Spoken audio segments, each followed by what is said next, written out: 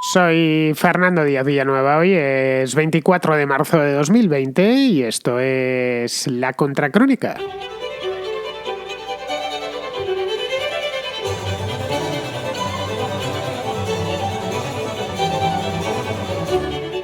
El gobierno chino informó hace 3 días y ayer volvió a recordárnoslo que por primera vez en más de 3 meses, es decir, desde que surgió el primer caso de coronavirus en Wuhan, no se habían registrado nuevos casos locales de esta enfermedad. Locales, estoy hablando. Junto a esto, revelaron que sí se habían registrado 39 nuevos casos, pero 39 nuevos casos no locales, es decir, traídos de otros países, por lo que son ya 353 los que han venido desde fuera de China. El régimen quiere así transmitir la idea de que este problemón en China está ya no solucionado, pero sí en vías de solución, está encauzado y según nos están haciendo ver, pues casi cerca de su solución definitiva. Todo lo contrario de lo que sucede en Europa, donde solo Italia, España, Alemania y Francia acumulan ya más de 140.000 casos, que serán unos cuantos más cuando escuchéis esto, y cerca de 10.000 fallecidos. En Estados Unidos las cosas han empeorado sensiblemente en los últimos días. El país ya es el tercero del mundo con un mayor número de casos. De hecho, tengo en este momento que estoy grabando, tengo la cifra ahora mismo aquí, es el tercero. Tiene confirmados actualmente 40.855 casos, solo por detrás de Italia y de la propia China. En Pekín han decidido tomarse un respiro y pasar a la ofensiva. Desde hace unos cuantos días se muestran muy cooperativos con el resto de países, especialmente con los países europeos, especialmente dentro de los países europeos con los que más negro lo tienen, es decir, Italia, Francia, España y Alemania, y han comprometido incluso el envío de ayuda médica urgente, lo que ha puesto a los países europeos y especialmente a su principal aliado, que es Estados Unidos, en alerta ante lo que les parece, y es evidente, no solo es que les parezca, es que es así, un lavado de cara de la dictadura china que solo quiere hacerse perdonar errores pasados, errores bastante graves, pero no solo eso, quiere también culpar o desplazar la culpa de sí mismo hacia otras partes del mundo. Es decir, culpar de algo que se originó en su país al resto de países.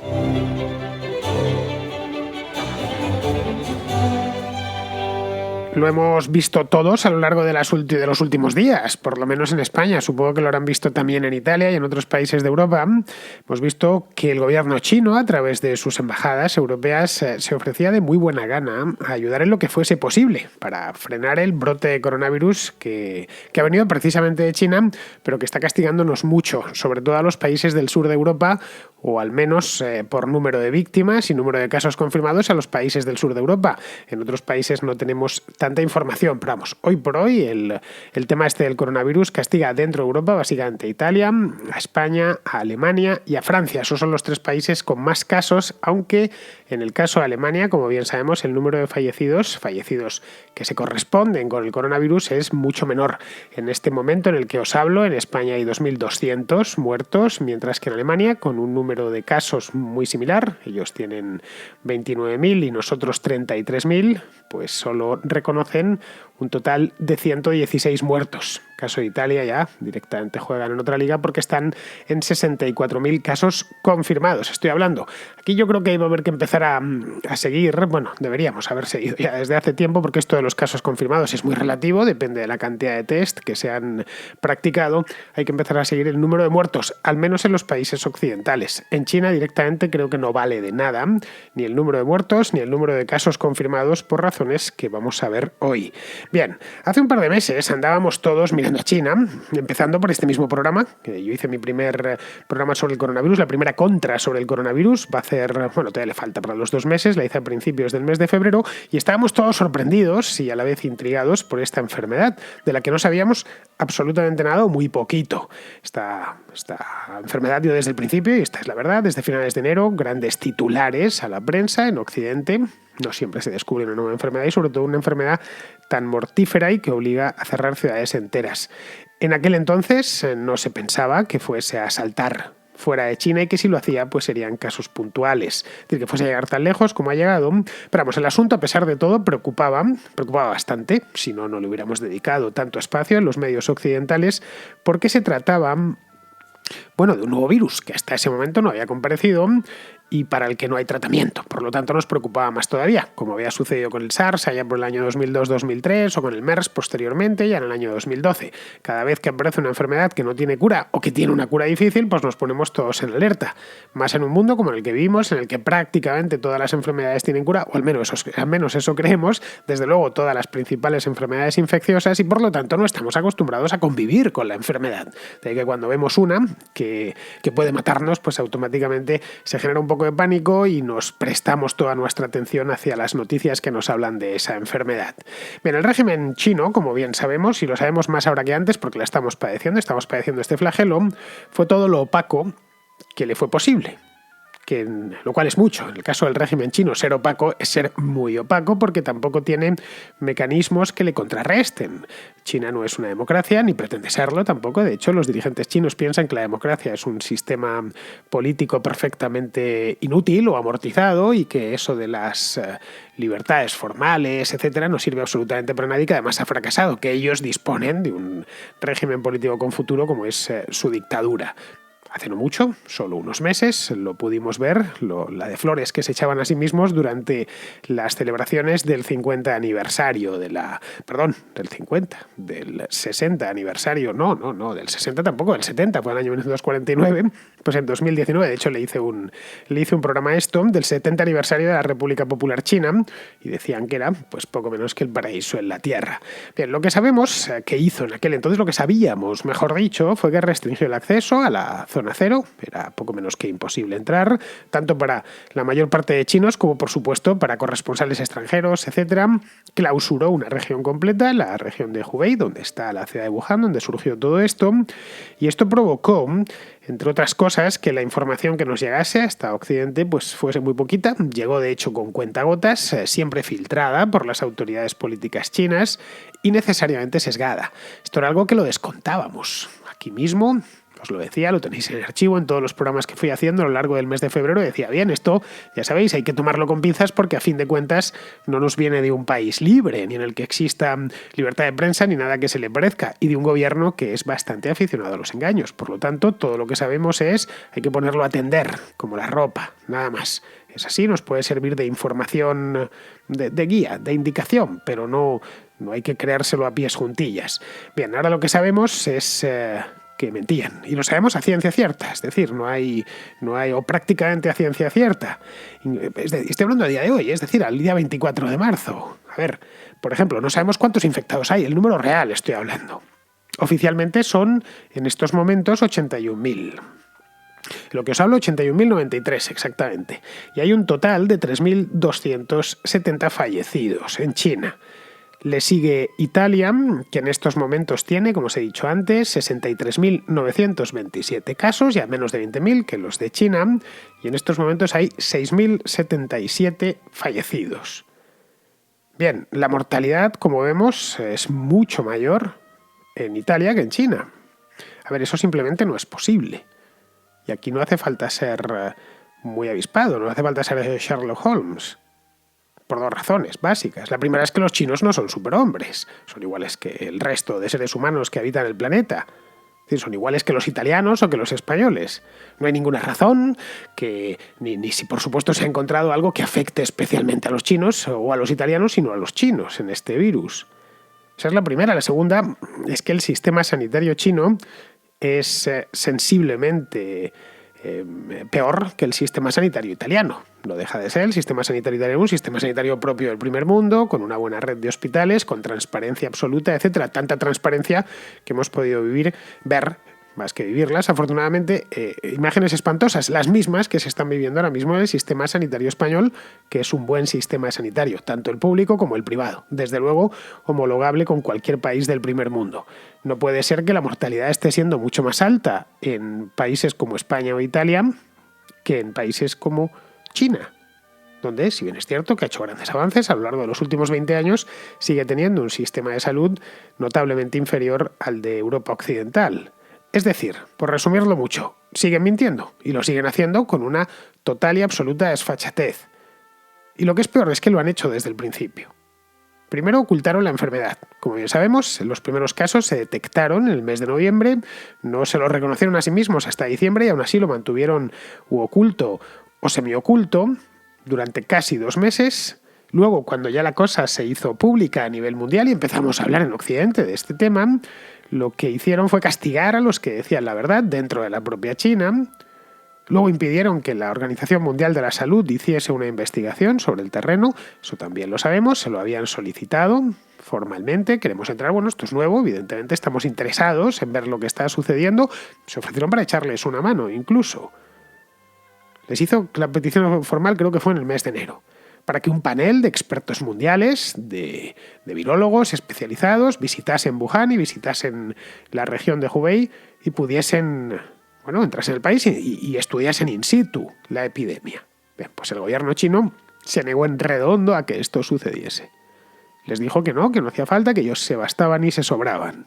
Lo cual daba mala espina, todo hay que decirlo. Si no dejas entrar a unos expertos internacionales que son unos simples virólogos que van a estudiar esto sobre el terreno, que además, al ser tan contagiosa, había riesgo de que saliese de la propia China.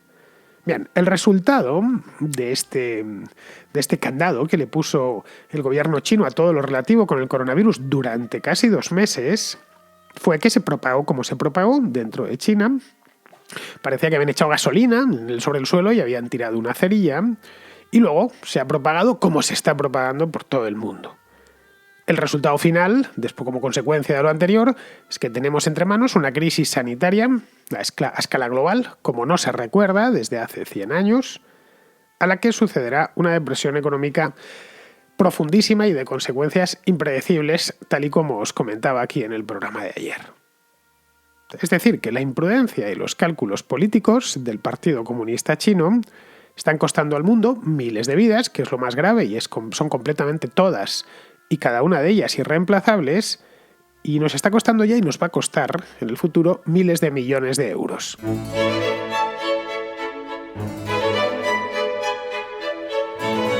Pero lo más siniestro de todo esto, siendo ya bastantes cosas siniestras las que estamos padeciendo, en concreto en España desde hace cosa de 2 o 3 semanas, es que en medio de esta crisis mundial que vivimos, y la crisis es mundial, ahora sí que se puede decir que se ha globalizado completamente, China acaba de lanzar una campaña, la lanzó la semana pasada, coincidiendo cuando ya todo se puso cuesta arriba en España y en Italia, pues ha lanzado una campaña para culpar a Occidente de esta pandemia.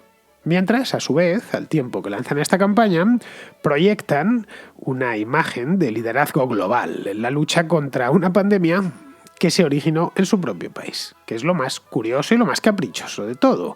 Otra cosa es que China estuviese libre o que hubiese hecho una gestión de esta enfermedad como la que ha hecho, por ejemplo, Corea del Sur, que se puede decir, no diré ejemplar al 100%, pero sí desde luego que marca un camino a seguir. Bien, en China sabemos que no ha sido así ni muchísimo menos. Es decir, lo que tenemos delante es un caso de bombero pirómano de dimensiones estratosféricas, el del gobierno chino en estos momentos.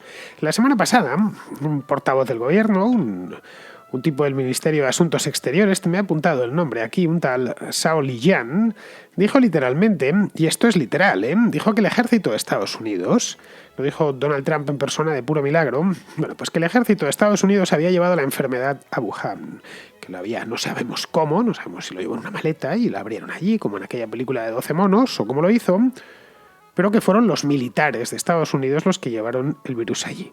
En paralelo a esta estupidez, es que no encuentro otra palabra mejor de definirla, esto que dijo Zhao Lijian y que se está distribuyendo de una manera u otra por el mundo, pues en paralelo a esto, todo el aparato de propaganda chino, que como sabemos es bastante grande, inundaba las redes sociales para redirigir la atención del público occidental. Y no solo las redes sociales, también agencias de noticias, periódicos, etc.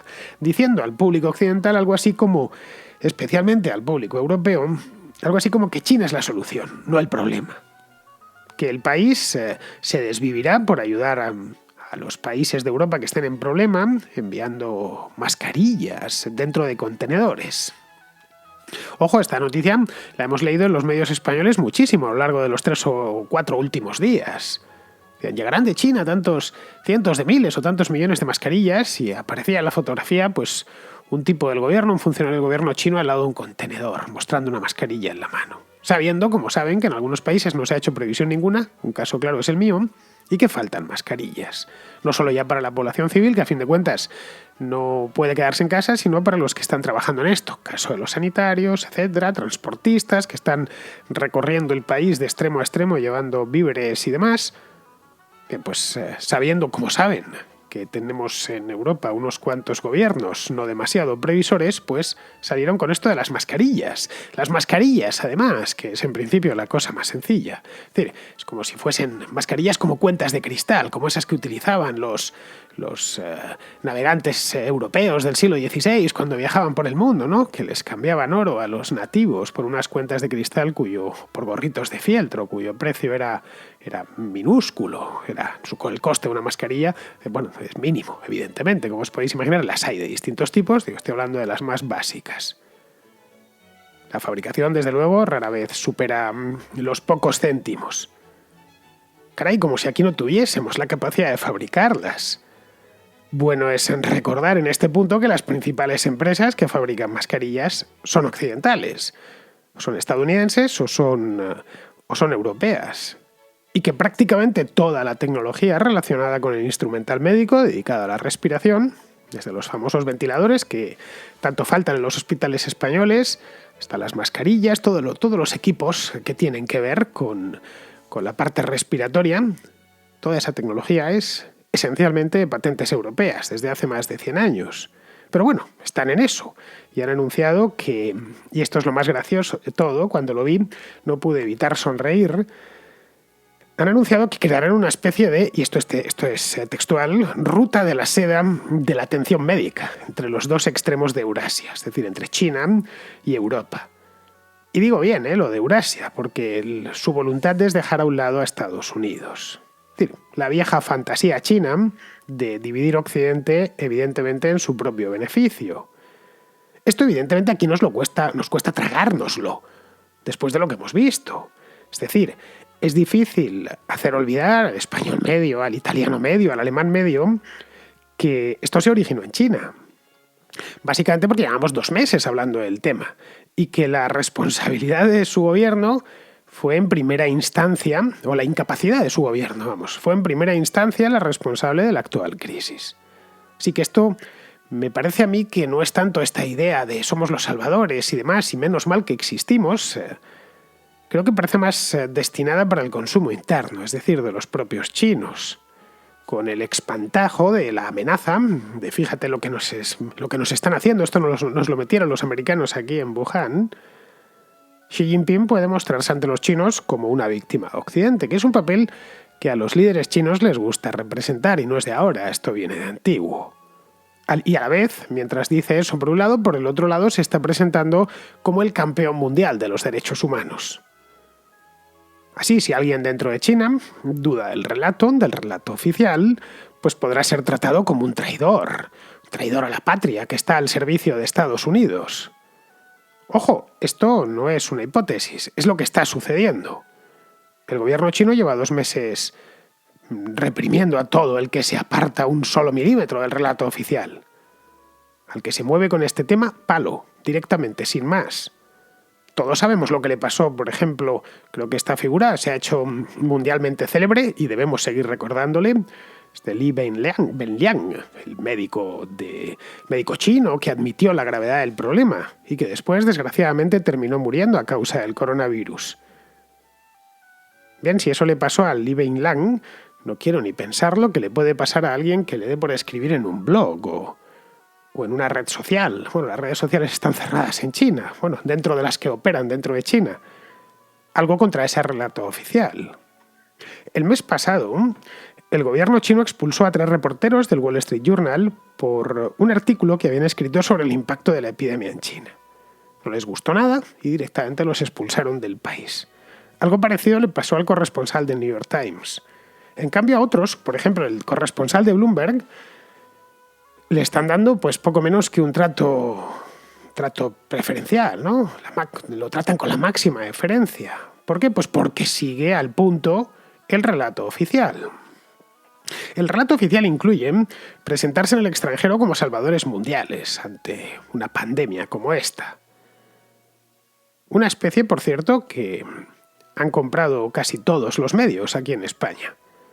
y que se alinea al milímetro con la del gobierno español, que quiere hacer ver que esto es una cosa que no se podía prever, pero que ha aparecido y que de ello solo saldremos, concediendo al Estado poderes extraordinarios. Algo así como que en realidad la cosa se ha puesto tan mala por culpa del capitalismo y la empresa privada. Son mensajes que no todo el gobierno español, pero sí parte se están lanzando. Algunos de manera directa y otros de un modo más civilino. Vamos, tampoco hay que extrañarse, es lo previsible con comunistas en un gobierno. Aquí lo cierto es que necesitamos a China. Pensaréis, pero Villanueva, te has vuelto loco si acabas de decir que no les necesitamos para nada. Pues sí les necesitamos, pero no para lo que ellos creen, es decir, para salvarnos de un mal creado, no creado, pero sí que apareció en su propio país, sino para que digan la verdad de una maldita vez, para que faciliten información completa, y veraz, por supuesto, sobre el origen del virus. Digo yo que, habiéndose originado allí, sabrán algo más que los virólogos occidentales. Y también para que den el número real de casos confirmados y de muertos. Y no este número que tenemos ahora mismo, os lo dije antes, que solo dan 39 nuevos casos en un día y por supuesto todos son de fuera. No ha habido un solo contagio dentro del país. No ya es que no se lo creen ni ellos, es que no se lo creen ni ellos. Bien, nada de eso harán, es más que evidente, conociendo la naturaleza íntima del régimen chino, pero no está de más pedírselo, empleando incluso acciones legales y sanciones contra los responsables de este desastre. Incluyendo el presidente de la OMS, que es un etíope, un tipo que se llama Tedros Adhanom, que fue el primero en minimizar este asunto, su momento. De hecho, en Estados Unidos ya le están acusando de colusión con el propio gobierno chino. No sé si llegaría a eso, a tanto como una colusión, pero no presionó al gobierno de Xi Jinping para que facilitase información precisa y veraz del problema. Pues bien, esa y no otra es la idea. Ese y no otro es el plan de Occidente. Una vez este plan haya llegado a su término, pues podremos empezar a trabajar sobre lo siguiente, que es ver y estudiar detenidamente todo lo que ha sucedido y empezar la reconstrucción, que va a ser costosísima.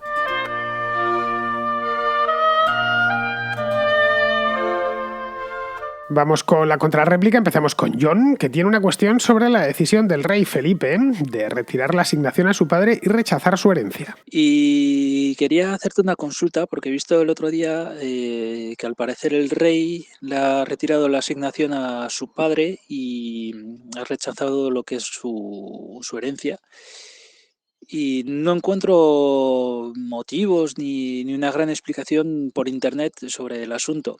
Era para saber si igual tú podrías darme una respuesta o podrías ampliar un poco los datos. Porque me interesa esto para poder mantener una discusión con mis compañeros los republicanos franceses, que me suelen decir que la monarquía es una castaña y que estamos mejor sin ella.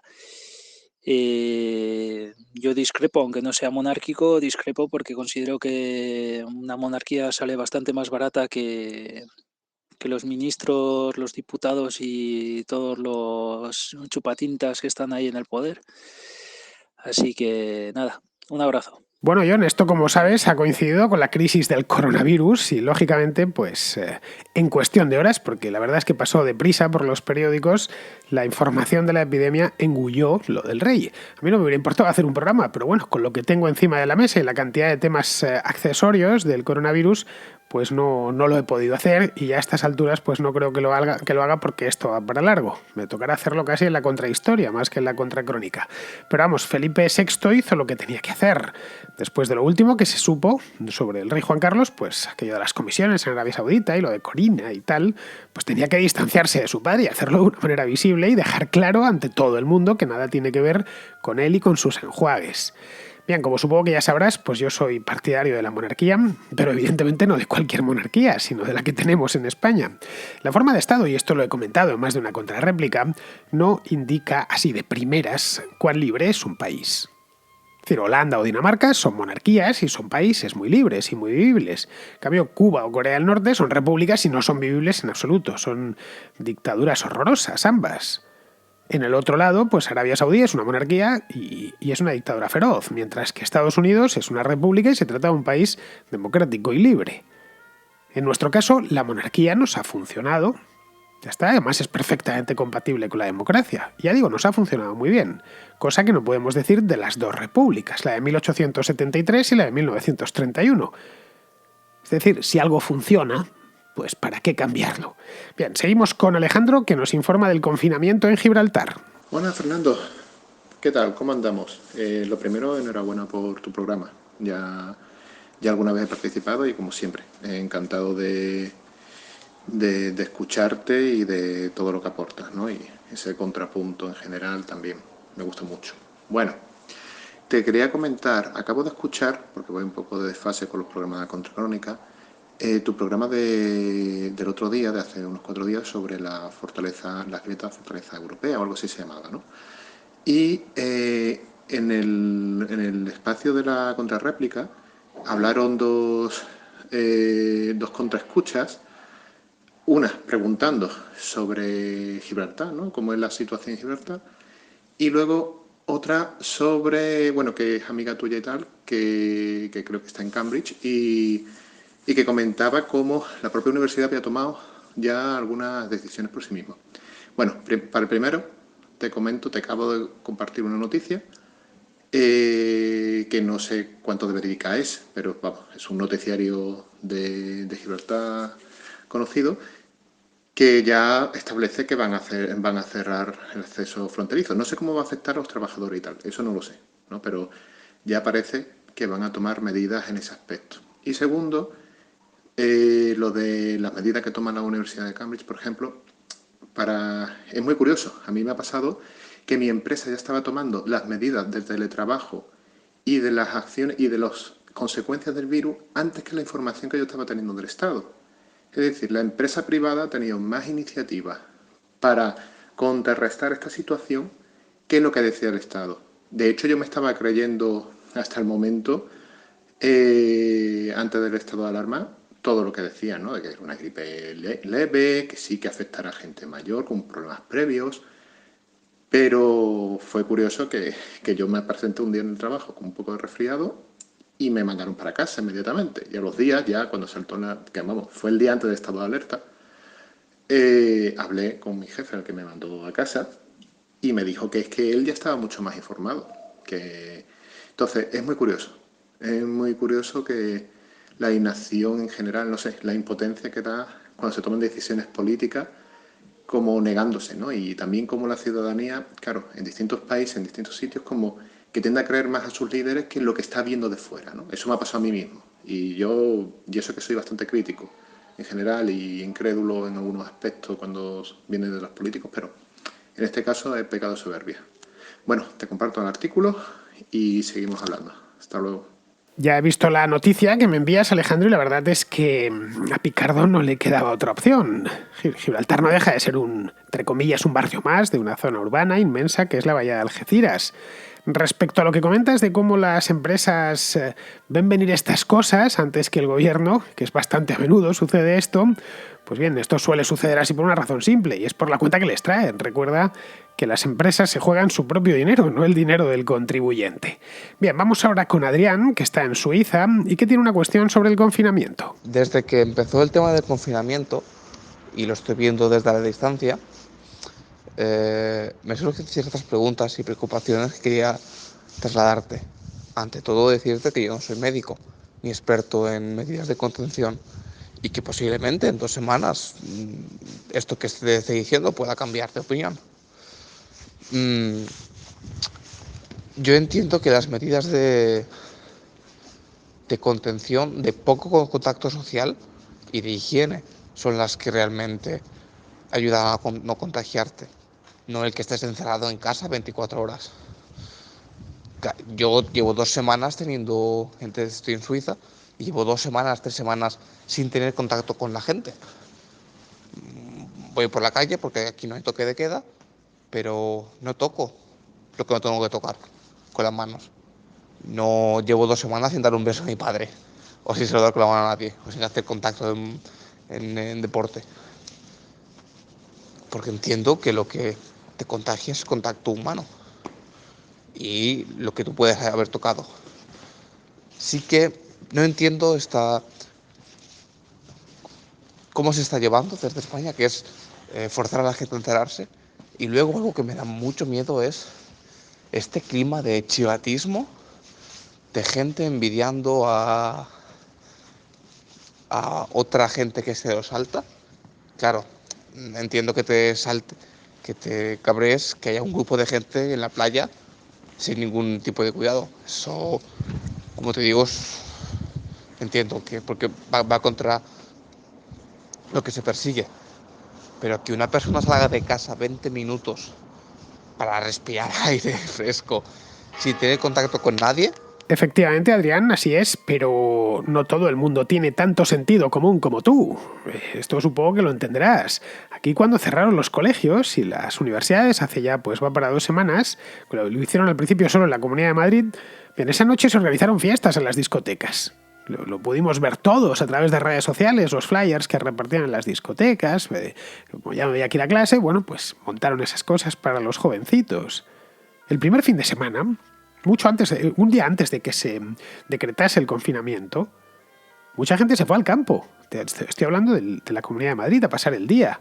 Es cierto que eran una minoría, pero claro, ante la duda y la gravedad de la situación tuvieron que confinar a toda la población, porque se temía lo que ha terminado pasando, que los hospitales estén completamente saturados y estén utilizando una pista de patinaje sobre hielo, y de esto me enteré ayer y me espantó, como morgue improvisada. Esa es la situación actualmente. Es decir, que si en Madrid ahora mismo nos permitiesen salir, pues yo creo que ya no habría manera de meternos en casa y la calle estaría atestada de gente. A ver, esto no es un barrio a las afueras de Zúrich, donde la gente vive a cierta distancia. Aquí no es que vivamos uno al lado del otro, sino que estamos uno encima del otro. Que no quedaban muchas más opciones, llegado ese momento, que hacer lo que se hizo. Bien, seguimos con Portia de La Rioja, que también nos habla del confinamiento. ¿No sería mejor igual aislar a la población realmente de riesgo y que la economía estuviese, bueno, por lo menos funcionase un poco? Bueno, tengo dudas a este respecto porque, claro, como han salido noticias de que hay gente joven que sí ha desarrollado la enfermedad y tal, pero debe ser un porcentaje bastante pequeño. A mí me da miedo, o sea, me da miedo la situación que tenemos, me da miedo todo lo que estamos viviendo y tal, pero me da mucho más miedo después la economía cómo se va a levantar, porque, no sé, a nivel mundial, o sea, esto es a nivel mundial, entonces, ¿cómo vamos a levantarnos? ¿Cómo vamos a poder solucionar las cosas? ¿Cómo vamos a poder hacer las cosas? Tendríamos que tener un plan en preventiva de lo que hay, porque cuántos comercios, cuántos bares, cuántas cosas no van a volver a abrir en la vida. O sea, no sé, tengo un poco de miedo, un poco como de vértigo, ¿no?, de lo que vaya a pasar. Pues esto que comentas, Portia, hubiese sido lo óptimo, pero hace un mes, antes de que esto se desmadrase. Hacer un confinamiento selectivo, incluso geográfico, es decir, en el caso de que hubieran encontrado un foco muy grande, así es como empezó en Italia, por ejemplo, que es que la cosa se desmandó rápido, que hubiesen, qué sé yo, pues en Madrid, pues Madrid, o en el caso de La Rioja, que sabes que también ha sido muy afectada, pues Logroño, no lo sé, o solo los mayores de 70 años, que se les prohibiese salir a la calle para que no se infectasen.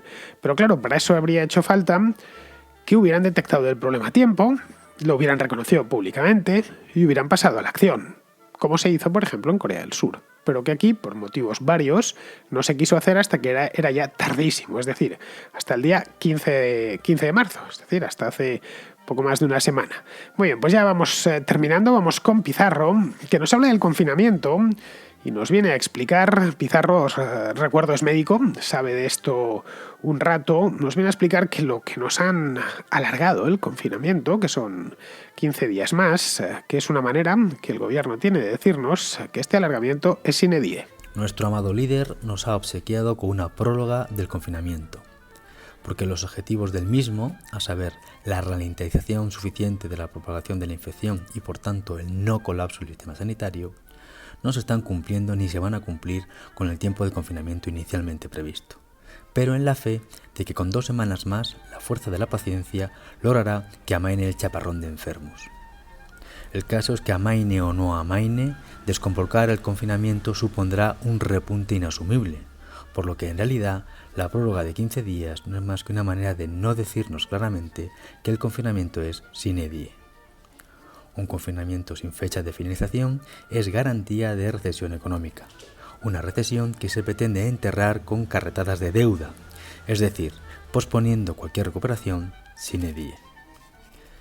Para lo que sí hay fecha ya es para la angustia ante una epidemia voraz y la desconfianza ante unas autoridades sobrepasadas.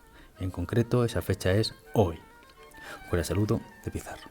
Pues hasta aquí ha llegado el programa de hoy, queridos amigos. Mañana volveremos, yo voy a volver, espero que estéis todos vosotros allí. Volveremos, os adelanto ya, hablaré también del coronavirus porque es que, como bien sabemos, y por desgracia, no hay otro tema. Hablaré sobre otro asunto relativo a esta crisis del COVID-19. Muy bien, queridos amigos, pues con esto me despido de vosotros. Hasta mañana.